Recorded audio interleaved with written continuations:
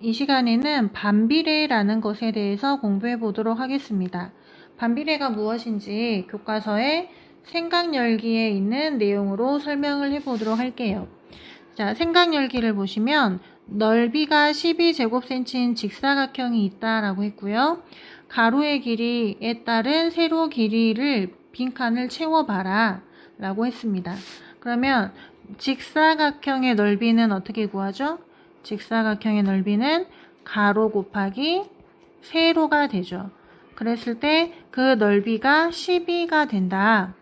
그러면 가로가 1이면 세로가 10이어야 곱해서 넓이 12가 되는 관계임을 알 수 있죠. 그러면 가로가 2면 세로는 6, 가로가 3이면 세로는 얼마? 4면 되겠죠. 그래서 3, 4, 12. 그 다음에 가로가 4면 세로는 3이 되는 거죠. 자, 이런 관계가 있을 때 우리가 반비례라고 하는데요. 이런 관계라고 하는 게 어떤 관계냐? 같이 한번 살펴보자면 가로의 길이가 1cm에서 2cm로 몇 배 커졌어요? 2배 커졌죠? 그러는 동안 세로의 길이는 어떻게 됐죠? 절반이 됐죠. 2분의 1배가 됐다라고 표현을 해보겠습니다. 가로가 1cm에서 3cm로 3배가 되는 동안 세로의 길이는 12cm에서 4cm로 3분의 1배가 되었죠. 자, 가로의 길이가 4배가 되면 세로의 길이는 4분의 1배가 되었음을 확인할 수 있다. 이런 관계를 우리가 반비례 관계라고 한다. 자, 교과서에 동그라미 밑줄 그어보겠습니다. 자, x와 y는 반비례한다의 동그라미. 자, 어떤 경우에 이런 말을 쓰냐? 밑줄. 변하는 두양 x, y에서 x의 값이 2배, 3배, 4배로 변함에 따라 y의 값은 2분의 1배, 4분의 1배로 변하는 관계가 있으면 x와 y는 반비례한다고 한다. 자, 정비례의 정의와 차이점이 뭐죠? 정비례 관계는 x값이 2배, 3배, 4배 되는 동안 y값도 2배, 3배, 4배 됐잖아요. 근데 반비례는 x가 2배, 3배, 4배 되는 동안 y의 값은 2분의 1배, 3분의 1배, 4분의 1배가 된다는 이야기이죠. 기억할 수 있겠습니까?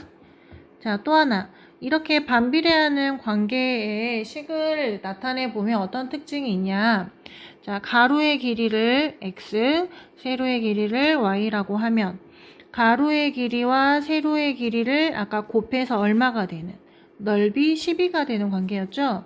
2 곱하기 6 역시 12, 3 곱하기 4도 12, 4 곱하기 3도 12였죠. 그래서 x와 y를 곱해서 12가 되는 관계, 이게 관계식인데 우리는 이 관계식을 y는 하고 정리를 해줍니다. 그래서 양변을 뭘로 나누는 거죠? 양변을 x로 나눕니다. 그래서 약분하고 나면 y는 x분의 12, 이런 관계가 반비례 관계이다. 그래서 여기서 여기 10이라는 숫자만 바뀌는 y는 x분의 a라는 관계식, 밑줄 뒷장 넘겼죠? 뒷장 넘겨서 여기 밑줄 x와 y가 반비례하면 x와 y의 관계식은 y는 x분의 a, 단 a는 0이 아니다. 이렇게 표현이 된다는 겁니다. 다음 페이지 보시면 반비례 관계의 그래프는 어떻게 그리냐라는 주제로 이야기를 합니다. 그리고 반비례 관계를 나타내는 y는 x분의 6의 그래프를 한번 그려보자 라는 이야기입니다. 이 부분은 학습지를 가지고 좀 더 설명해 보도록 하겠습니다.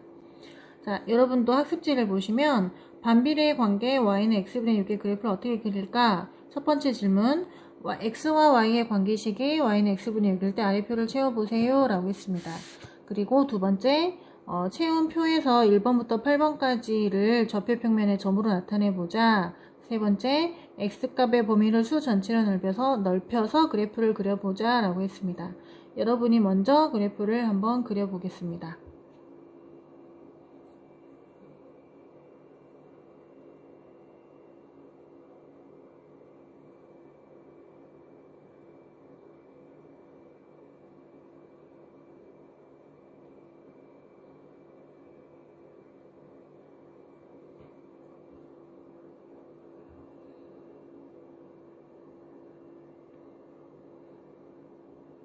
자, 끊어서 가볼게요. 먼저 표를 완성해 보죠. x의 값이 마이너스 6이면 마이너스 6분의 6이므로 y값은 마이너스 1이죠. x의 값이 마이너스 3이면 약분해주면 마이너스 2. x의 값이 마이너스 2이면 계산하면 마이너스 3. x의 값이 마이너스 1이면 마이너스 6. 2를 넣으면 6. 2를 넣으면 3. 3을 넣으면 2. 6을 넣으면 1이 되죠. 그래서 이것들을 순서상으로 표현하면 마이너스 6, 마이너스 1, 마이너스 3, 마이너스 2 쭉쭉쭉 나가서 6, 1 이렇게 되잖아요. 얘를 오른쪽 좌표평면의 점으로 나타내 보면 처음에 마이너스 6, 마이너스 1, 그 다음에 마이너스 3, 마이너스 2, 그 다음에 마이너스 2, 마이너스 3, 그 다음에 마이너스 1, 마이너스 6, 그 다음 1, 6, 2, 3, 3, 2, 6, 1 이렇게 표현할 수 있죠. 자, 근데 보다시피 점 8개로 우리가 y는 x분의 6의 그래프를 그렸는데 지금 표상에 점점점이잖아요. 이 점점점의 의미는 뭐죠? 여기로 보면 마이너스 1과 2 사이에서 있을 수 있는 x값들을 더 대입을 해 보겠다는 거죠.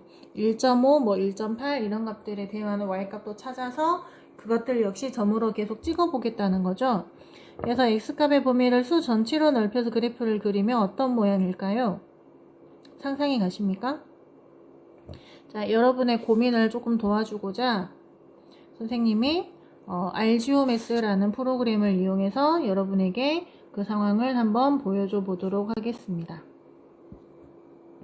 자, 지금 이 상황은 어떤 상황이냐면 지금 여기에 보여있는 이 부분이 a분의 6이란 얘기는 곱해서 x좌표 y좌표를 곱하면 6이 되는 관계, 그러니까 y는 x분의 6의 관계를 나타낸다는 거고, 그때 이 a 값이 변화할 때 점이 어떻게 찍히는가를 보고 있는 겁니다.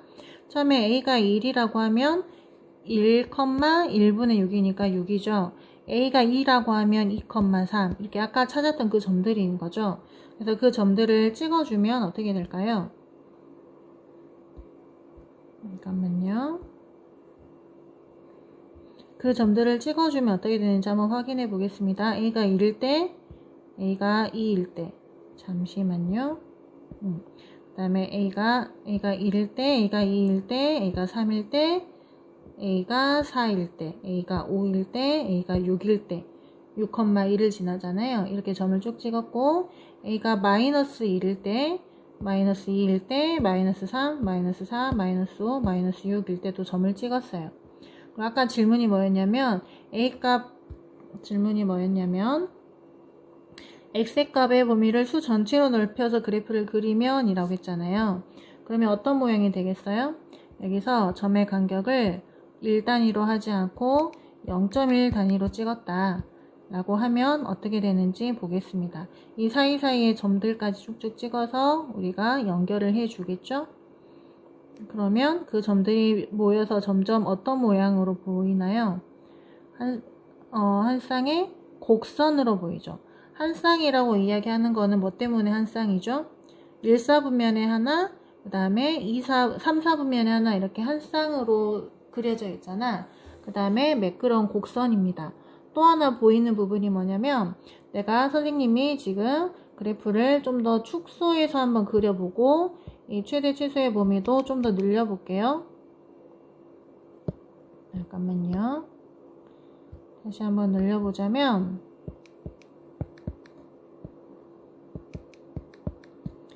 자, 좀 더 늘려서 그래프를 좀 더 그려보겠습니다.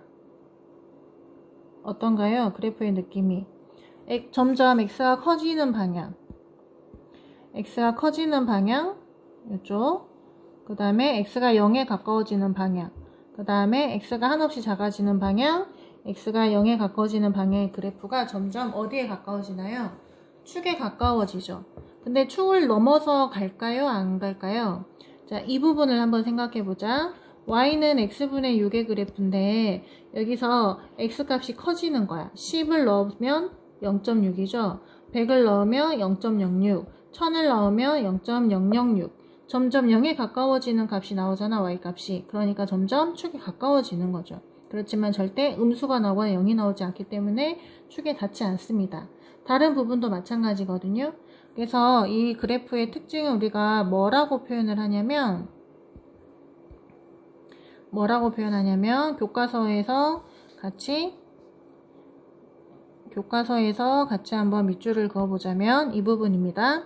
일반적으로 반비례 관계 y는 x분의 2의 그래프는 좌표축에 가까워지면서 한없이 뻗어나가는 한 쌍의 매끄러운 곡선이다. 자, 한 쌍의 매끄러운 곡선인데 어떤 특징이 있다? 좌표축에 가까워지면서 한없이 뻗어나간다 라는 특징이 있습니다. 그래서 이게 y는 x분의 6의 그래프입니다.